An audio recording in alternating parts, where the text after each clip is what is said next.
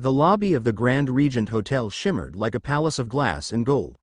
Crystal chandeliers poured light down on marble floors, and the air carried the faint fragrance of roses imported daily from France.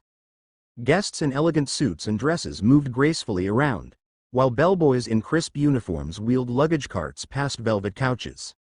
But in the middle of this perfection stood a man who didn't seem to belong. His jeans were faded, his sneakers worn, and the duffel bag slung over his shoulder looked like it had survived a dozen road trips. To anyone passing by, he was just another tired traveler searching for a place to sleep. What no one knew, not the guests, not the staff, not even the manager standing smugly at the reception desk, was that this man was Daniel Whitmore, the billionaire CEO of the luxury hotel chain itself. For the past 3 weeks, Daniel had been undercover, moving from city to city, testing his hotels, watching how staff treated guests when no one was watching. Tonight, he walked into the flagship property, the crown jewel of his empire, dressed like an ordinary traveler. He wanted to see the truth, stripped of scripted greetings and fake smiles reserved for VIPs. He approached the front desk, where a young receptionist barely glanced up from her computer. Her name tag read, Sophie. "Yes," she said, her tone clipped, as if she'd already judged him unworthy of the gleaming counters in Golden Lobby. "I'd like a room for the night," Daniel replied politely, placing his ID and credit card on the desk. Sophie eyed the scuffed duffel bag, then the man's simple clothes. "We're fully booked." Daniel raised an eyebrow. He had checked the system earlier that day under his CEO's login. There were at least 30 vacant rooms. "Are you sure?" he asked calmly. "I can pay. I just need a standard room." Her lips curled into a smirk. "Sir, this is the Grand Regent. We don't have standard rooms. Our guests expect a certain image. You might be more comfortable at the motel down the street." From the side, a sharply dressed manager walked over, his shiny shoes clicking against the marble. His name tag read, Mr. Turner, Operations Manager. "What's the problem here?" he asked Sophie.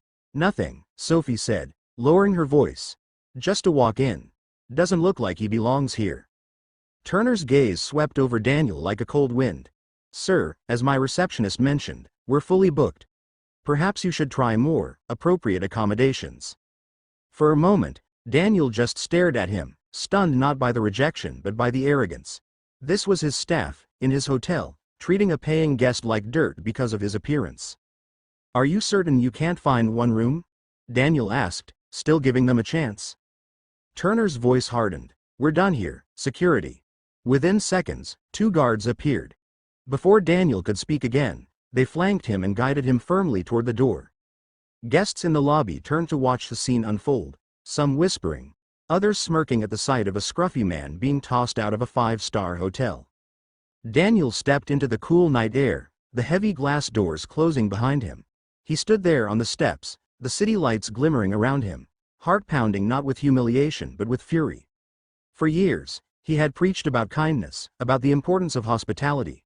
The belief that luxury wasn't just chandeliers and fine wine, but how you made people feel. And here, in the very heart of his empire, his philosophy was being trampled on. He pulled out his phone. With a single call, he summoned the regional director and requested an emergency meeting on site. Within 20 minutes, 3 black cars rolled up to the curb. Out stepped executives, assistants, and a small legal team. The guards at the door stiffened as Daniel walked back toward the hotel, this time surrounded by men and women in suits who addressed him as Mr. Whitmore. The receptionist's eyes widened. Turner's jaw dropped. The man they had kicked out, the man they had mocked, was the boss of bosses, the name etched in gold letters on every plaque in the hotel. Daniel didn't raise his voice. He didn't need to. His calm tone cut sharper than any scream. "Gather the staff," he said. Within minutes, employees lined the lobby. Housekeepers peeped nervously from the stairwell. Waiters in black vests shuffled out of the dining area, and receptionists stood frozen at their desks. Guests lingered nearby, sensing something extraordinary was about to happen. Daniel stepped forward, his eyes scanning every face. He stopped at Sophie and Turner, who now looked pale as marble. "Earlier tonight," Daniel began, "I came here as a guest.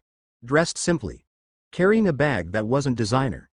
And what did your staff do?" His voice echoed through the grand hall. "They refused me service. Not because there were no rooms. but because they judged me. A hush fell over the lobby. The only sound was the faint trickle of water from the grand fountain in the center. This hotel, Daniel continued, was built on a promise that every guest, no matter who they are, no matter where they come from, will be treated with dignity, warmth, and respect. Luxury is not marble floors or golden chandeliers. Luxury is kindness. He turned sharply toward Turner and Sophie, and tonight, that promise was broken. Turner stammered, his hands trembling. "Sir, it was a misunderstanding." "Enough." Daniel cut him off. His eyes burned with disappointment. "You made a choice. You chose arrogance over service. Judgment over humanity, and that is unacceptable."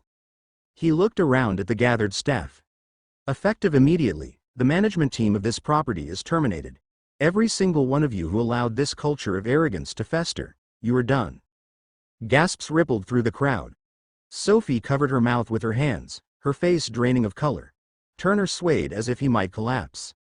But Daniel wasn't finished. He turned to the housekeepers, the bellboys, the servers, the ones who stood at the edges, nervous, unseen. "I have spoken to many of you quietly these past weeks, while undercover," he said, "and I know not all of you are guilty. Some of you showed kindness when you thought no one was watching.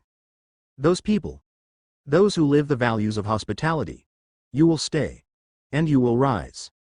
A young bellboy named Miguel, who had earlier helped Daniel carry his bag without complaint, lowered his head, overwhelmed. A housekeeper named Elena, who had once offered him a glass of water when she thought he was just a weary traveler, wiped tears from her eyes. Daniel's voice softened. "This hotel will be rebuilt, not its walls, but its heart.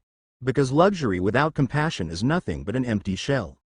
For a long moment, silence hung heavy in the air.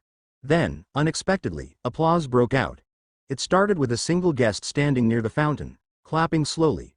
Soon others joined, until the entire lobby echoed with the sound. Guests applauded the man who had stood up for dignity, who had shown that no one, not even the CEO, was above kindness. Turner and Sophie slipped quietly toward the exit, heads bowed, their reign of arrogance over. Meanwhile, Miguel and Elena were called forward, their new positions as supervisors announced on the spot. Daniel stood in the center of the lobby, his heart steady now. He hadn't just fired a staff, he had reclaimed his vision, his father's vision, the promise that had built the Grand Regent in the first place. And that night, in the hotel that had once turned him away, Daniel checked into a room. Not as a billionaire CEO, but as a man determined to remind the world that kindness was the truest luxury of all.